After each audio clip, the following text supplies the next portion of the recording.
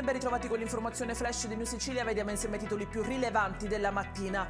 In apertura è arrivata ieri la relazione integrativa richiesta dagli ispettori e trasmessa dall'ASP di Trapani alla regione siciliana, che l'ha inviata al Ministero della Salute in merito ai ritardi sui referti istiologici.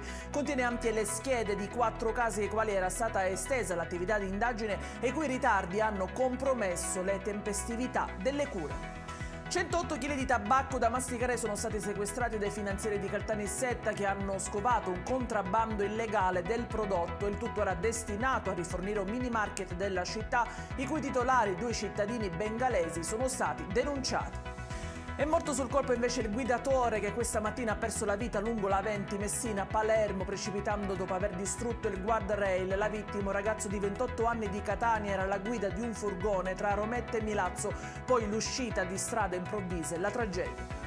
E Francesco Di Filippo, il destinatario della maxi confisca di beni eseguita dalle autorità palermitane, il cui valore complessivo supera i 700.000 euro, cifre che il 47enne avrebbe riaccumulato attraverso attività di Cosa Nostra. Ricordiamo che è un esponente mafioso della Noce. In chiusura il sequestro di circa 5.000 litri di gasolio non conforme agli standard di sicurezza e destinato alla vendita in impianti di distribuzione stradale. I gestori coinvolti sono stati denunciati alla Procura della Repubblica di Trapani per il reato di frode in commercio.